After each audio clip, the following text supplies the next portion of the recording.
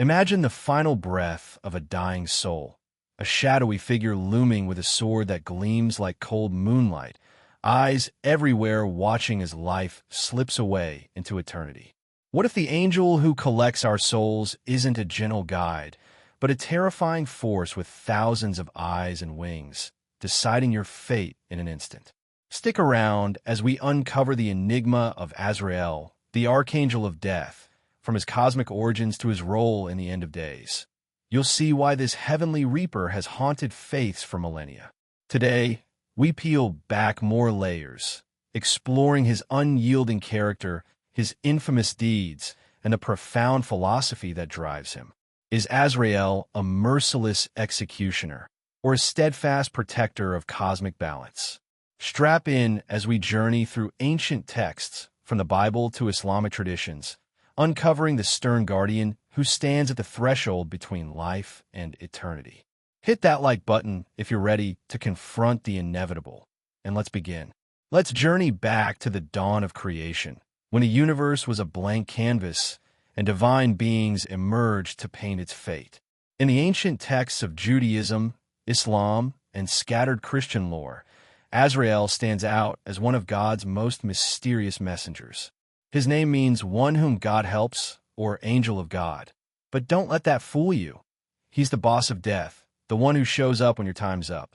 Picture the early heavens, buzzing with archangels, like Michael the warrior or Gabriel the announcer. Azrael pops up later, right around when death enters the picture, maybe after Samuel, the original destroyer. Some stories say he formed during the universe's birth, stepping in to handle the messy business of souls leaving bodies. He's not your fluffy-winged harp player. He's the grim collector, making sure the transition from life to afterlife runs smooth or not, depending on how you lived. Azrael was one of the archangels privileged to witness the very act of creation, the molding of Adam from the dust of the ground and the formation of Lilith, his first companion, in a time when paradise was untouched by sin. Picture the scene, a vast, luminous expanse where divine light dances like stars in the void. Azrael, with his majestic wings unfurled, stands among his brethren, gazing down as God breathes life into these new beings. In those early moments, death was but a distant whisper, an unthinkable concept in a world designed for eternal bliss. Yet, as the narrative unfolds in the book of Genesis, everything changes with the fall of man. It was in the Garden of Eden where temptation took root. Adam and Eve, swayed by the serpent's cunning words, partook of the forbidden fruit from the tree of knowledge. In that fateful bite, immortality slipped away like sand through fingers. God, in his divine decree, cursed them with mortality, the inevitable decay of the body and the sting of death. This pivotal moment marked the true awakening of Azrael's purpose. No longer a mere spectator, he was thrust into the role of shepherding souls from the mortal coil to the great beyond. But his duties didn't ignite in full fury right away. For centuries, in what ancient myths describe as the golden age of the Hyperborean people, a legendary civilization said to thrive in a northern paradise of eternal spring and enlightenment, Azrael delegated his responsibilities. In Islamic tradition, Azrael is one of the big four archangels, alongside Jibril, Mikhail, and Israfil. He's the guy who pulls souls from bodies, gentle with the good folks, but stern with the bad.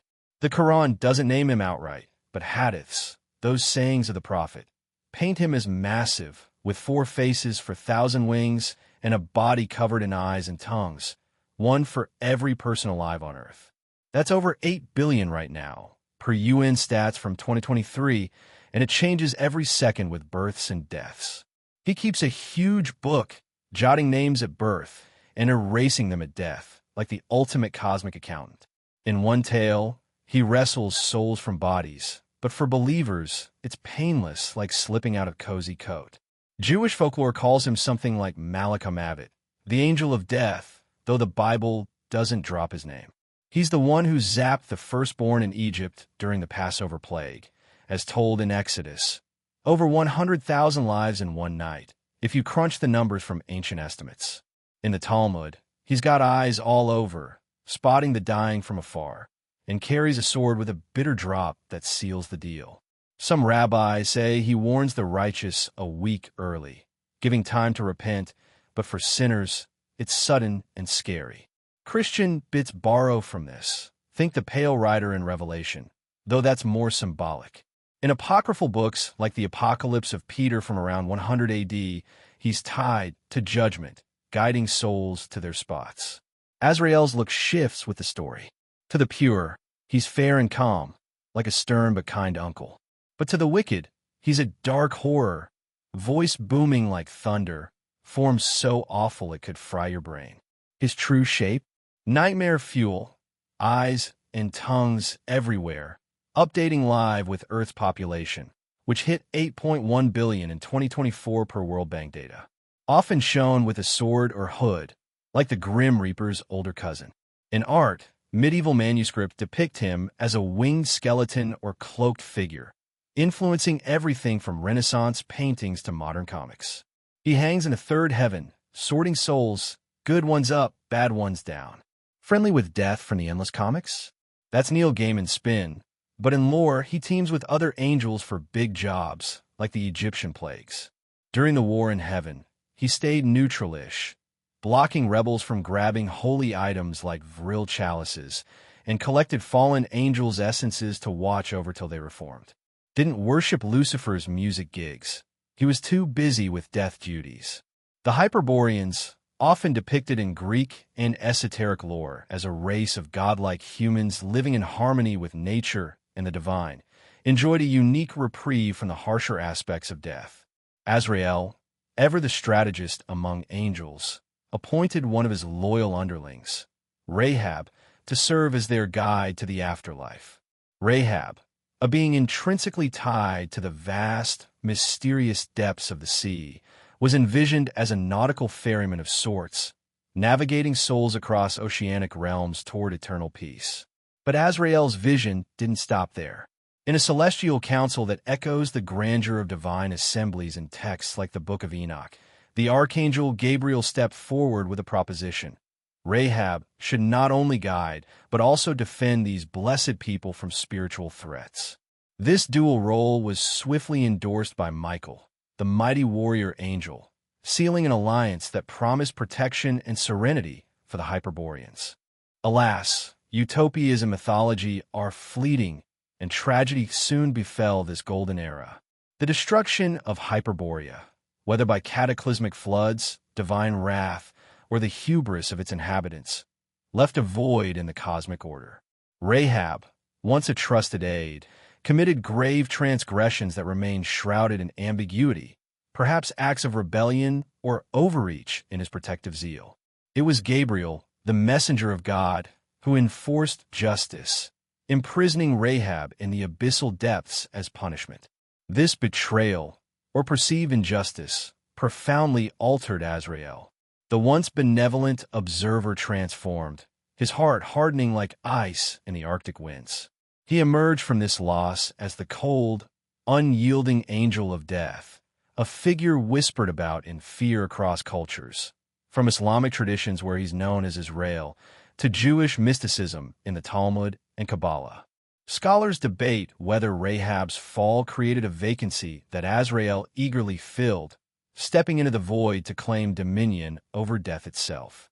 While ancient texts offer no definitive confirmation, the shift is undeniable. In his new guise, Azrael's compassion shines through in moments of quiet mercy. He descends to the bedsides of the dying, easing their passage from the earthly plane to the afterlife with gentle whispers and ethereal light. Imagine a weary soul on the brink, surrounded by loved ones in grief. Azrael appears, not as a monster, but as a soothing presence, offering solace to the bereaved, reminding them that death is but a doorway to something greater. This duality defines him, a comforter in the face of loss, drawing from sources like the Zohar, where angels aid in the soul's ascent. Yet, Azrael's benevolence has a sharper edge. For the unfaithful and unrepentant, those who cling to their sins even in their final breaths, He becomes a hunter without mercy. Cloaked in human form to blend among mortals, he wields his iconic scythe, a symbol etched into folklore from the Grim Reaper archetypes in medieval art to modern depictions in films and literature. With a swift strike to the head, he severs the soul from its corporeal shell, extracting it like a flame from a dying ember.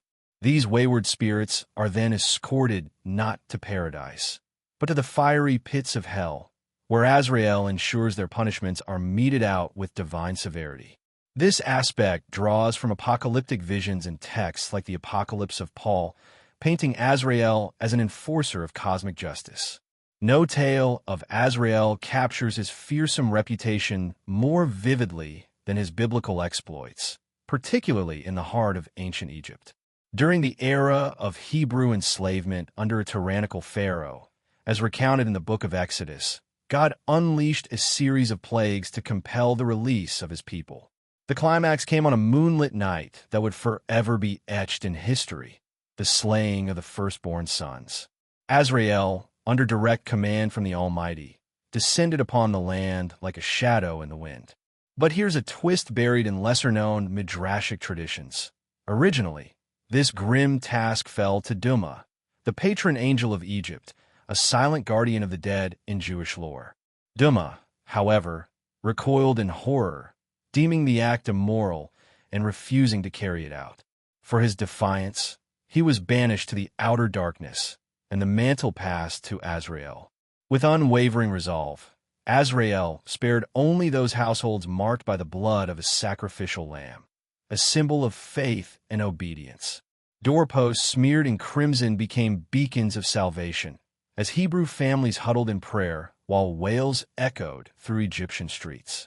This divine intervention broke the Pharaoh's will, leading to the exodus of the Israelites and the institution of Passover, a festival commemorating liberation and divine protection that endures to this day. Through this event, Azrael's name echoed across the heavens, especially as he ferried souls upward for judgment before God's throne, a role highlighted in Islamic hadiths, where he separates the soul from the body with precision and care. But Azrael's influence extends beyond destruction into the miracle of life itself, particularly in the conception of Jesus Christ, as woven into apocryphal gospels and mystical narratives. In a divine collaboration that blends heaven and earth, the angel Layla, guardian of conception in Jewish folklore, plucked a sacred seed from the blooming flowers of the tree of life, infusing it with the Holy Spirit's radiant essence. Azrael, ever the bridge between realms, contributed a handful of fertile soil from the mortal world. Together, they planted this seed, granting the future child a physical form tethered to Earth's vulnerabilities, hunger, pain, and yes, death. Yet, embedded within was the immortal spark of divinity, ensuring that upon the body's demise, the essence would resurrect in glory. Gabriel, the announcer of great tidings, then transported this miraculous amalgamation into the womb of the Virgin Mary, setting the stage for the Nativity. This act underscores Azrael's profound connection to the cycle of life and death, reminding us that even in beginnings, the shadow of the end looms, but so does the promise of renewal. Picture Azrael not as a winged specter shrouded in black, but as an embodiment of divine impartiality, stern, dispassionate, with a memory that spans the ages, forgetting nothing. In the annals of Jewish mysticism and Islamic eschatology, he's described as an angel whose gaze pierces through the veil of mortality, recording every deed with unflinching precision. No whisper of a sin escapes his eternal ledger. No act of virtue goes unnoticed. This meticulous nature isn't born of malice, but of a profound duty to uphold the will of the Almighty. Yet, it's this very detachment that has painted him in history's darker strokes, making him a symbol of inexorable fate in cultures around the world. One of Azrael's most chilling exploits echoes through the pages of the book of Exodus, the slaughter of the firstborn children of Egypt. As the Hebrews languished under Pharaoh's yoke, God unleashed the 10th plague, and it was Azrael who carried out the decree. Under the cover of night, he moved like a silent storm, claiming the lives of those unmarked by the Lamb's blood, a ritual that birthed the Passover tradition. Imagine the scene. Egyptian households plunged into chaos, cries piercing the darkness, while Hebrew homes stood protected. But Azrael's role didn't end there. In apocryphal texts like the Midrash, he's portrayed as a counselor in heavenly debates, arguing fiercely against leniency for the wicked inhabitants of Sodom and Gomorrah. When the cities of sin faced divine fire, Azrael advocated not for a trial in purgatory, a realm of purification, but for immediate consignment to hell. His voice, resolute and unyielding, swayed the celestial court, ensuring swift justice for those who defied God's order. Now, you might wonder, does this make Azrael a villain, akin to the fallen Satan himself? Far from it. Unlike the devil, whose cruelty stems from rebellion and vengeance, Azrael's actions are never his own invention. He is the instrument of God's will, executing judgments with the precision of a cosmic scalpel. Islamic scholars in works like the Quran and hadith emphasize this subordination. He is not vindictive, not sadistic, but a faithful servant who bows with the deepest reverence to the divine command. Yet, perception often twists reality. To mortals witnessing his work, Azrael appears callous, even cruel. Tales from folklore describe encounters where the dying glimpse his form, a towering presence with eyes like polished obsidian, wielding his scythe not out of rage, but obligation. Consider the harrowing testimony of a damned soul, as recounted in esoteric grimoires and visionary accounts. As Azrael approached to extract the spirit from its failing body, the sensation was beyond mortal agony. It felt as if every fiber of muscle, every shard of bone, even the very molecules of existence were being violently torn asunder, all while an insatiable devouring force consumed them from within. This vivid description, echoed in medieval manuscripts like the Visions of Tyndale, underscores the terror of facing Azrael unprepared. It's a reminder that death, for the unrepentant, is not a gentle fade, but a reckoning, a forcible separation that mirrors the soul's own burdens. But let's balance the scales. Azrael's infamous reputation belies a deeper mercy for the righteous. When the hour strikes for a good soul, the transition is seamless, painless, like slipping into a warm embrace. Azrael removes the essence with effortless grace, guiding it upward without a whisper of torment. For the wicked, however, the extraction is arduous, a struggle that amplifies their inner turmoil. This duality isn't arbitrary, it's divinely ordained. Azrael doesn't act on whim. He awaits God's signal, informed only when a life has reached its predestined end. In one beautiful Muslim tradition, drawn from the works of scholars like al-Ghazali, this process begins 40 days before death.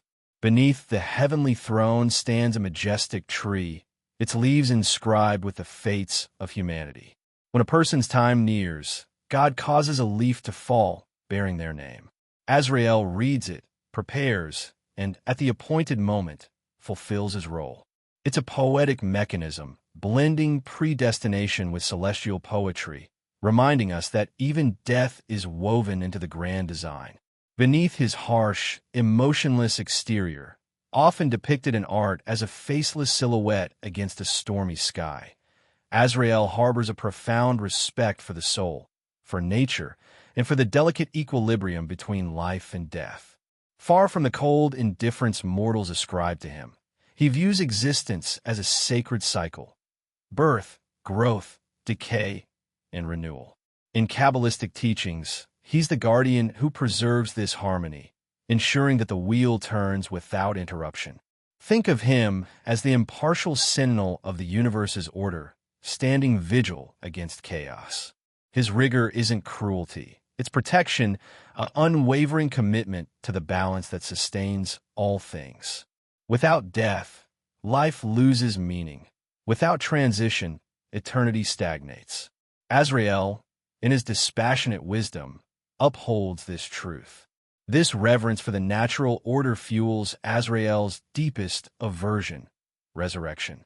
To him, defying death by bringing the departed back to life is not a miracle, but an abomination, a grotesque violation of the sacred cycle. Ancient texts, from the Talmud to Zoroastrian scriptures that influenced angelic lore, portray him railing against such acts. Death is no unjust curse, but an essential passage, a doorway that must remain one way for the universe's integrity. Imagine the horror in his eyes at tales of necromancy or modern sci-fi revivals. Souls yanked from peace, bodies reanimated in defiance of divine law. The dead must stay dead, lest the very fabric of reality unravel. To tamper with this principle is to court cosmic disaster, sullying the harmony between fleeting existence and eternal rest. As we wrap up this episode on Azrael's complex persona, we're left with a figure who's more than a reaper. He's a philosopher of fate, an enforcer of balance in a chaotic world. From the blood-soaked sands of ancient Egypt to the quiet bedsides of the dying, his story challenges us to confront our own views on mortality. Is death an enemy to be feared, or a necessary ally in the grand scheme? Drop your thoughts in the comments below. Have you encountered Azrael in dreams or stories? If this exploration into angelic mysteries has you hooked, subscribe for more, turn on notifications, and share with a friend who loves the esoteric. Until next time, remember, in the cycle of life, every end is a new beginning. Stay curious, and we'll see you in the shadows.